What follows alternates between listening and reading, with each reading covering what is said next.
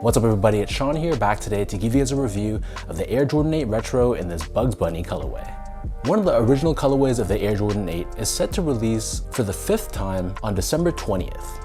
So the original was released for the 92-93 NBA season, famously worn by Michael Jordan and Bugs Bunny. They retroed for the first time in 2003, and then again in 2008, and most recently in 2013. So it's been a long time, 12 years since they've come back. And to me, this is a much anticipated retro. This might be a hot take, but this Bugs Bunny colorway has always been my favorite Jordan 8 colorway, not the Aquas, not the Playoffs. And the last pair that I owned of this shoe was the Countdown Pack version, so it's been a long time. So these retail for $215 US or $270 here in Canada, and the official colorway for this shoe is white, true red, and black. And these will be available at most Air Jordan retailers, including the Closet Inc. right here in Canada. The Closet Inc. is an independently owned and operated boutique, and they're based right here in Southern Ontario in Canada. They're my go-to shop when it comes to Nikes and Jordan Retros, and they offer some of the best pricing in the entire country. If you check out their website, go to their TCI Advantage tab, and in that tab there's a full collection of heavily discounted product, so you have to add the product to cart, go to checkout, and you'll see the discounts automatically applied. So again, that's the TCI Advantage page. So if you're watching from Canada, check them out, support the independent shops, and tell them that you heard about them through my channel. So first things first, here's a quick look at the packaging, and this comes in an OG style Air Jordan box. So we have this black colored lid with the classic Jordan branding on the top, and then the bottom of the box is done in this gray color. As for the shoe itself, jumping right into the details. The upper of the shoe, I'm happy to tell you that this is crafted out of genuine white leather. There is like a polyurethane coating on the top, but if you look at the cross section of it, you can see the actual leather fibers of it. So while this is not a top-notch quality of leather, it's definitely not synthetic, so that's nice to see. Along the sides of the shoe, the leather here is perforated, and like any other Jordan 8, we have these crisscrossing straps, which is also crafted out of genuine leather. In the middle, we have the stylized 2-3 branding, and then the straps are held together to the sides of the shoe using these black Velcro straps. Covering the eyelets, we have this gray colored suede, and this also covers the ankle collar area as well. And we have this oval shaped cutout revealing more perforated white leather. On the heel, this is entirely covered in this ribbed gray colored suede, and then along the bottom of the shoe, we have these TPU overlays with this abstract pattern on it, done in a mix of black, red, and gray. So if you open up the straps, you'll see how the laces here are your normal flat style white colored laces. They don't come with any extra lace options though. And then underneath this, we have this neoprene tongue, which in the case for the Jordan 8, this is done in this one-piece booty style, where it really hugs your feet and gives you a really nice sock-like fit. On the top of the tongue, we have this chenille patch, along with a blue colored Jumpman logo. And you'll see how that inner booty extends towards the heel of the shoe, and it also comes with a pull tab as well to help get your foot into and out of the shoe a little bit easier.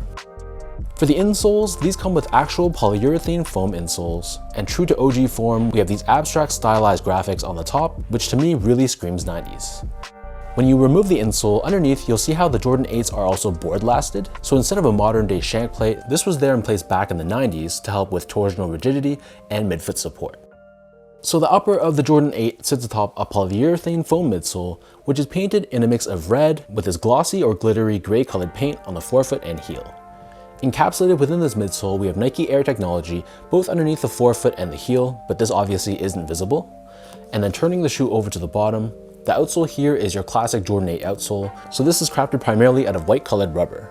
We have this large Jumpman logo on the forefoot, along with these circular punch-outs which represent the traction pattern. And down the center of the heel, again we have that brushstroke pattern that we saw earlier on the sides of the shoe.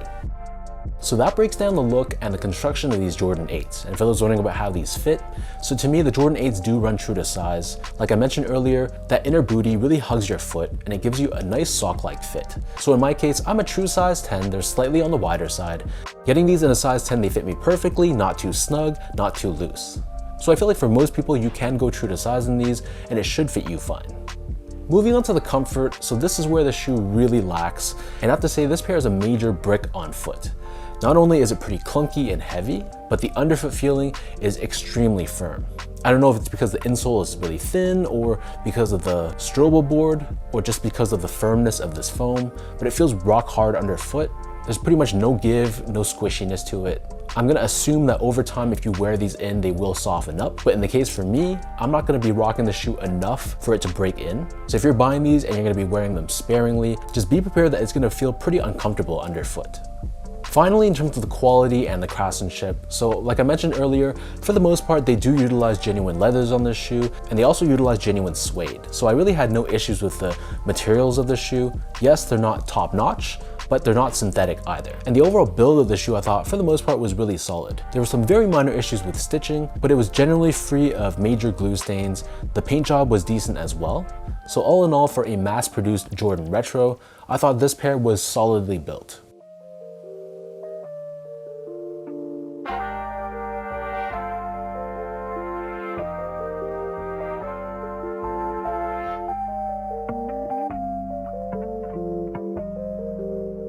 So with all that out of the way now, let me toss these on feet, I'll lace them up, and I'll show you guys how these look.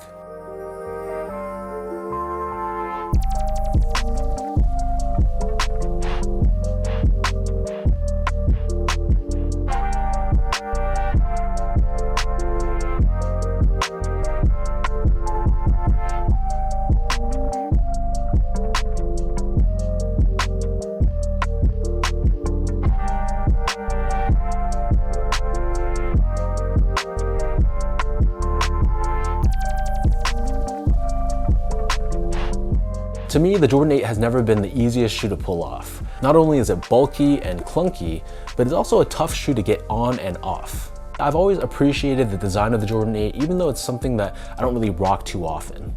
So to me, this is a great colorway. Like I said, this is my favorite OG colorway of the Jordan 8. And I love how it really screams early 90s design. So even though it's not a pair that I can see myself rocking too often, maybe because of the nostalgia, but it's a pair that I'm really happy to add to my collection. So let me know in the comment section down below, what do you guys think about this Bugs Bunny or white and true red Air Jordan 8?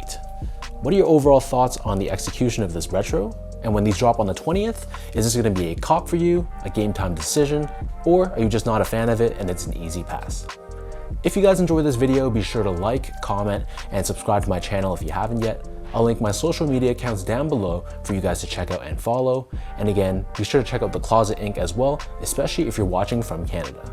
So thank you again, everyone, and I'll catch you all in my next review.